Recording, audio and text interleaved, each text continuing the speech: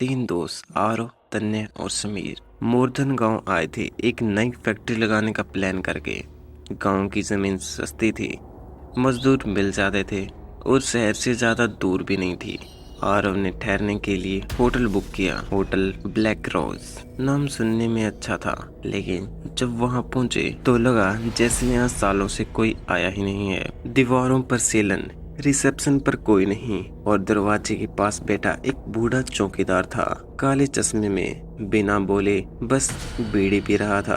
तन्ने ने गुस्से में कहा, आरव तूने होटल देखा बुक करने से पहले? ये यूं ही गूगल मैप देख कर दिया। आरव झिंप गया। तभी वो बूढ़ा चाचा धीरे धीरे मुस्कुराया और बोला, ब्लैक रोज में जो ठहरता है उससे वापस जाने की जल्दी नहीं होती बेटा। फिर वह हंसते हुए दरवाजे के पीछे गायब हो गया। तीनों ने सोचा कोई पागल होगा। रिसेप्शन पर एक छोटा सा आदमी आया जिसकी आंखें बिल्कुल लाल थी और आवाज बहुत धीमी। उसने रूम की चाबी दी और कहा, ऊपर के कमरे में रहना, नीचे के कमरे आजकल खाली नहीं रहते। उन तीनों को कुछ समझ नहीं आया पर वो ऊपर चले गए। कमरा ठीक था लेकिन सन्नाटा डराने वाला। थोड़ी देर बाद समीर को पानी पीना था। वो नीचे गया और जैसे ही कॉरिडोर से गुजरा उसे पायल की झिंकार सुनाई दी, ऐसी जैसे कोई भागता हुआ जा रहा हो। वो रुका, देखा पर वहाँ कोई नहीं था। फिर अचानक उसके कंधे पर किसी ने हाथ रखा।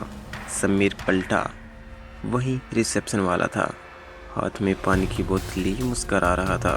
रात बीती, तन्ने अपनी बालकनी में खड़ा अपनी गर्लफ्रेंड से बात कर रहा था। नीचे सड़क पर उसे एक कार एक्सीडेंट दिखा।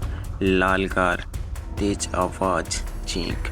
वो दौड़ा नीचे जाने लगा पर तभी उसके पीछे एक आवाज आई, भागो मत। उसने पलट कर देखा, एक बुजुर्ग खड़ा था, सफेद कुर्ते में, चेहरा झुर्रियों से भरा, आंखें बिल्कुल सफेद। वो आदमी बस मुस्कुरा रहा था। धीरे धीरे तन्ने की तरफ बढ़ने लगा। तन्ने चीख कर कमरे में लौट आया। जब उसने खिड़की से नीचे देखा, वहाँ कोई एक्सीडेंट नहीं हुआ था। अगले दिन वो तीनों फैक्ट्री साइट देखने निकले, लेकिन कार बीच रास्ते में बंद हो गई। गांव सुनसान था, नेटवर्क भी नहीं था। रिसेप्शनिस्ट ने फोन पर किसी मैकेनिक को बुलाने को कहा। 3 घंटे बाद एक बूढ़ा आदमी बोला, गाड़ी को वर्कशॉप ले जाना पड़ेगा, इंजन में साया उतर आया है। तीनों हंस दिए। उन्हें लगा यह गांव वालों का अंधविश्वास है। शाम तक गाड़ी ठीक नहीं हुई। उन्होंने एक ट्रक ड्राइवर से लिफ्ट मांगी, वो मान गया, लेकिन जैसे ही उन्होंने होटल ब्लैक रोज का नाम लिया, उनका चेहरा पीला पड़ गया। वो बोला, उधर तो कोई नहीं जाता साहब, वो होटल तो कब्रिस्तान पर बना था। आरव ने मजाक में कहा, तो क्या वहाँ भूत है? ट्रक वाला बोला, भूत नहीं, उनकी कहानियाँ हैं जो अधूरी रह गई थी।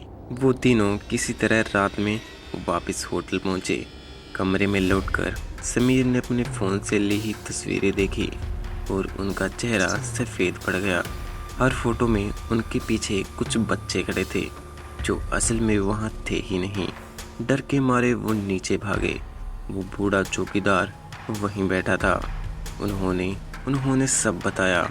वो मुस्कुराया और बोला, जब तुम यहाँ आए थे ना बेटा, तो 4 साए तुम्हारी गाड़ी के ऊपर ही बैठे थे, अब वो तुम्हें छोड़ेंगे नहीं। उसने बालकनी की ओर इशारा किया। वो देखो, वही बूढ़ा आदमी जिसने होटल में आने से मना किया था, उसकी आत्मा यहाँ भटक रही है। अब तीनों ने तय किया कि अभी के अभी निकलना होगा। रिसेप्शनिस्ट खड़ा था मुस्कुराता हुआ। उसने कहा, इतनी जल्दी जा रहे हो? नीचे वाले कमरे अभी खाली हुए हैं। हवा चली, उसका मफलर उड़ गया और तीनों ने देखा उसके गले पर फांसी का फंदे का गहरा निशान था। ये तीनों भागे, हाईवे पर पहुंचे। हर गाड़ी से लिफ्ट मांगने की कोशिश कर रहे थे पर कोई भी रोक नहीं रहा था। जब उन्होंने पीछे देखा, होटल की खिड़कियों में सैकड़ों साए झूल रहे थे और हवा में बच्चों की हंसी गूंज रही थी। मूर्धन गांव का नाम आज भी वहाँ के लोग नहीं लेते। कहते हैं, जो ब्लैक रोज में एक रात गुजार ले वो जिंदा भले बच जाए, पर कभी सपनों में अकेला नहीं रहता।